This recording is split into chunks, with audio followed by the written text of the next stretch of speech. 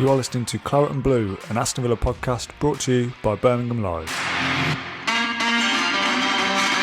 We're trying something slightly different today. Obviously, we're used to doing kind of long-form podcasts, 30-minute chats, an hour-long chats about Aston Villa. Me and Matt Kendrick did 45 minutes or so after the Watford defeat to kind of get it all out of our system, and we were tasked with, right, what podcast are we going to do this week? And I can't be bothered to go over the game again in such detail, so we're going to try something slightly different. We're going to do 5 talking points. So we're titling it, I don't know what we've called it in the caption of this, the 5 things Gerrard needs to fix at Aston Villa. So we've got a list of 5 things that we put together between us. You've got a bit of stats behind your kind of answers as well, in the hope that maybe Steven Gerrard will watch this and go, yeah, I didn't think of option number 3. Let's do that.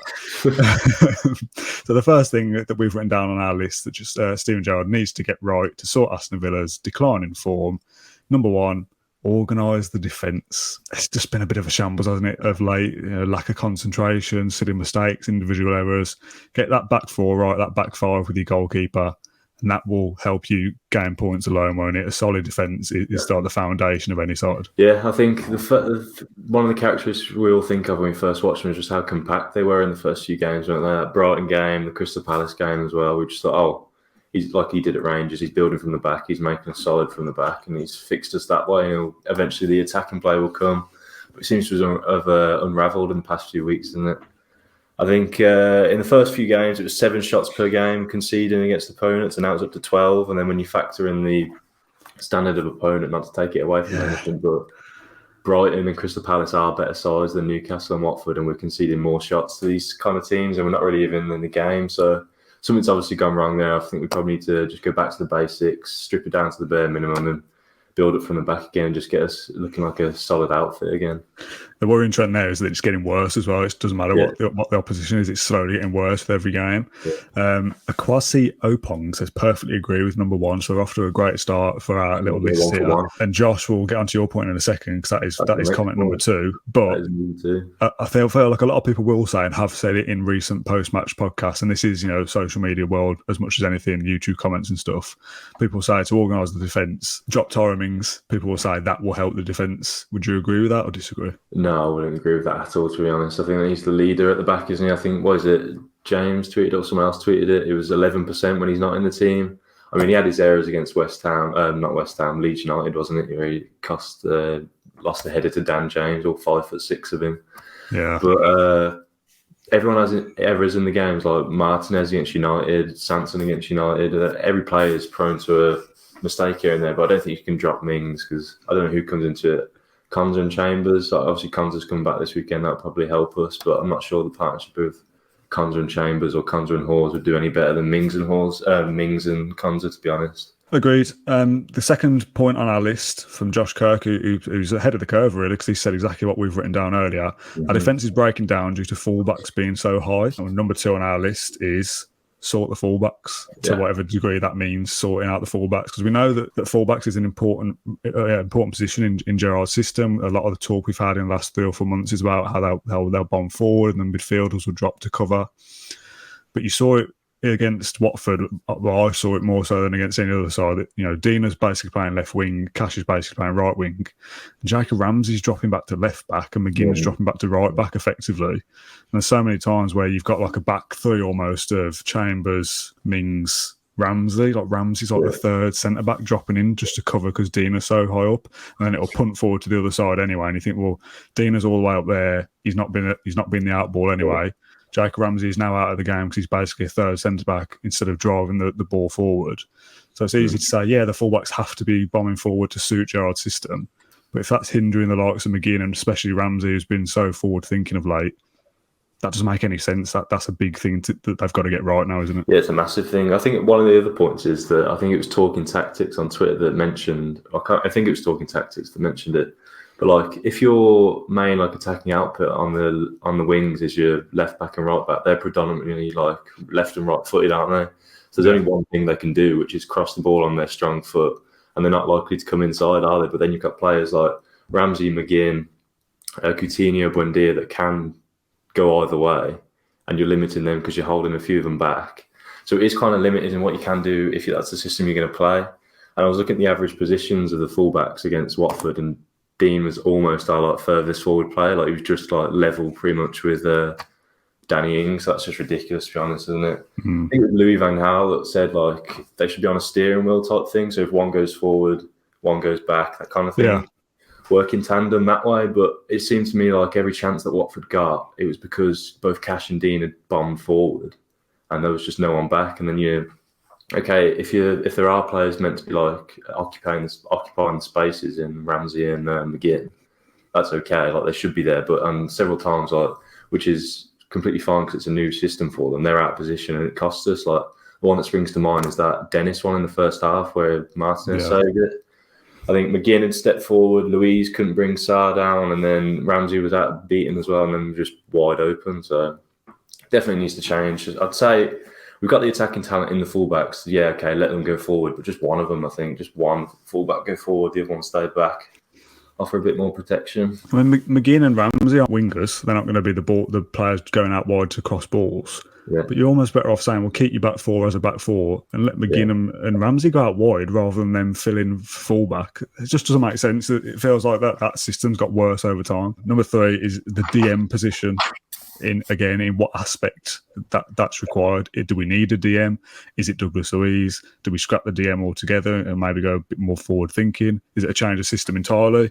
Whatever the fix may be, that is a problem position for Villa. Yeah, definitely. I think just talking about average positions again, I was looking at the first few games under Gerrard, like I mentioned, and then like our recent games, and Douglas Luiz is a lot further forward. He's like past the halfway line than Marvellous Nakamba did. So I think Marvellous Nakamba used to like drop into the back four a bit more, like help out a bit more. He's more like defensively minded, isn't he? So you expect that kind of thing.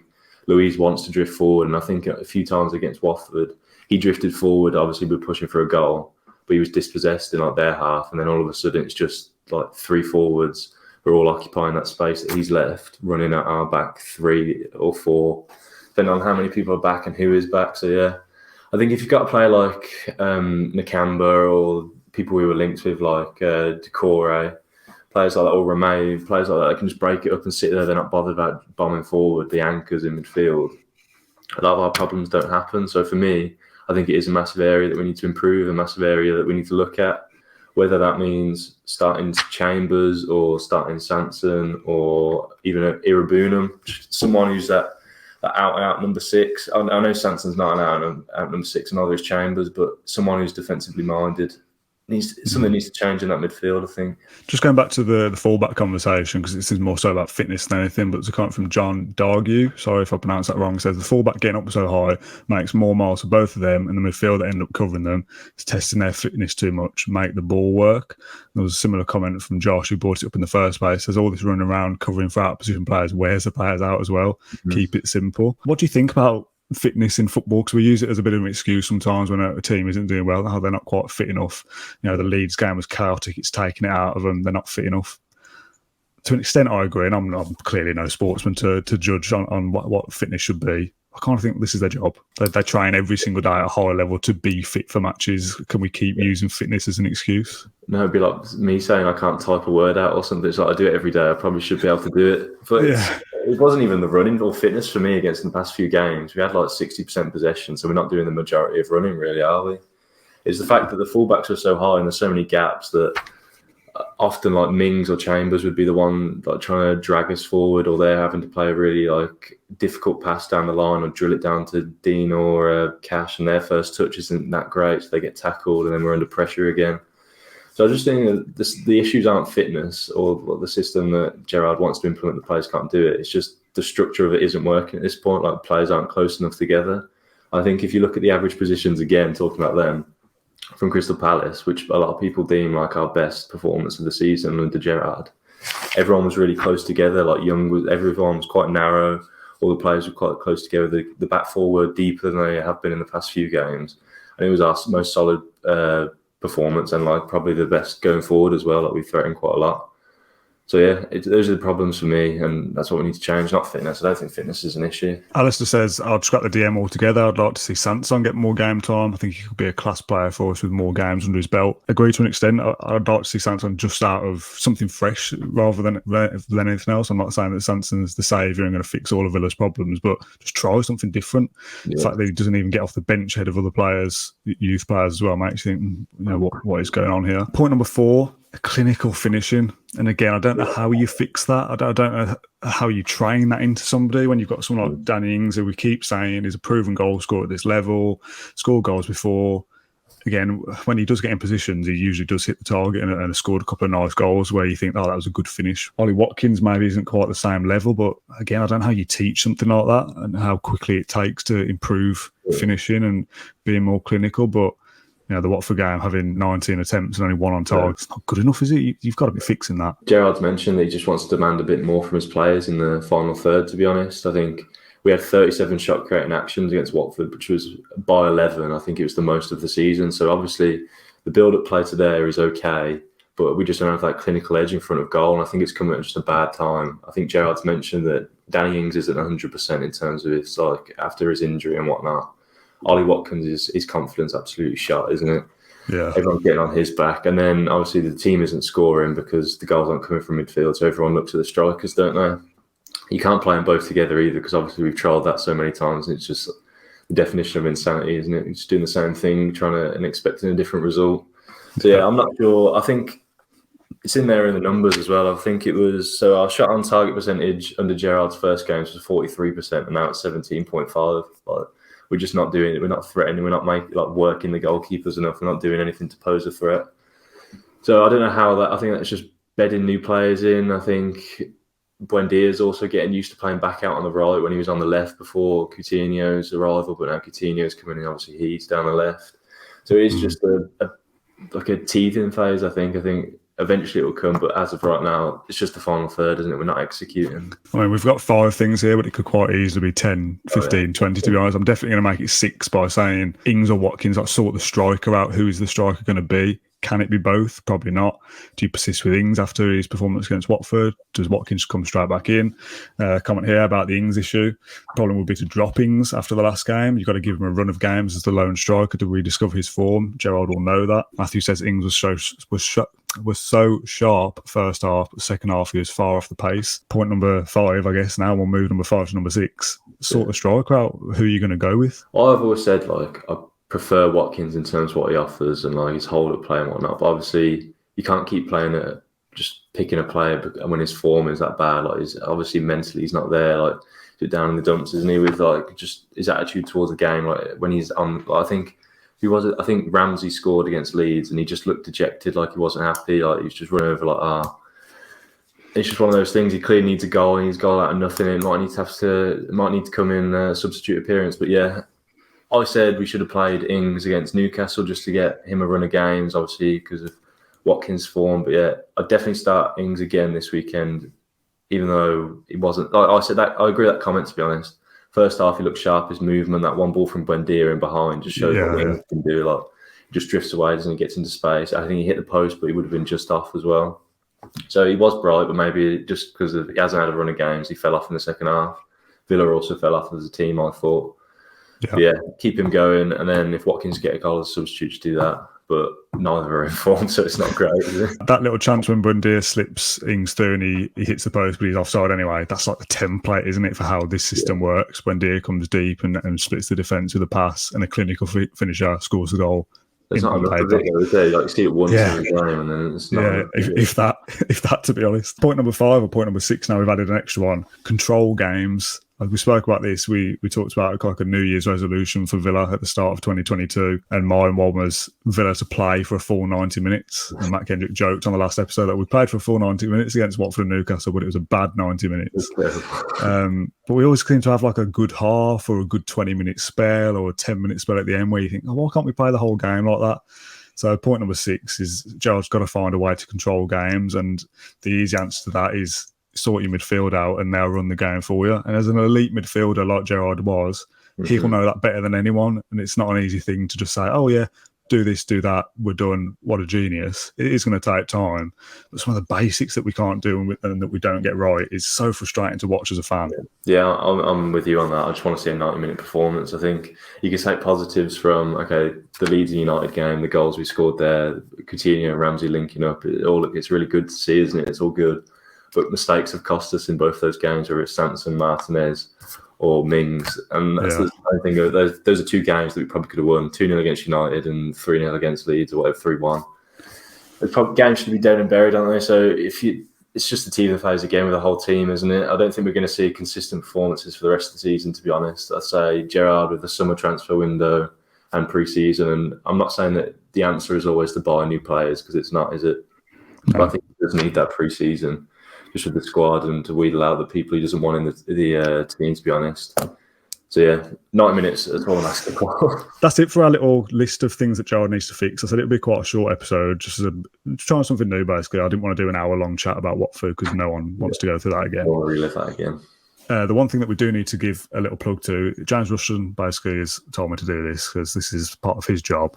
He's doing a company-wide survey called the League of Love and Hate. And it says to pick 5 teams you love and the 5 teams you love to hate. And there is a survey link for this that you can fill in, and I'll put it in the comments in a second when I find it. To be honest, because I don't love any other team. I only love Aston Villa. I don't really hate anybody apart from I hate 2 clubs, I can't lie. You hate them? Okay, well, we're going to go through them very quickly. Teams to love or have a soft spot for, I've put, because I went for. Yeah, it's basically who I hate and who I don't mind.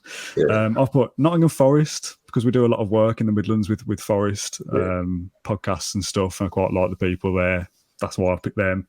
I put Halzone Town as an absolute massive cop-out, because that's where I'm from. They're not even in the lists to pick them, but that's what I've written down. And I put Everton as well, because there's easy comparisons between Everton and Villa as, traditional clubs, all that kind of stuff. Yeah. So I could only think of 3.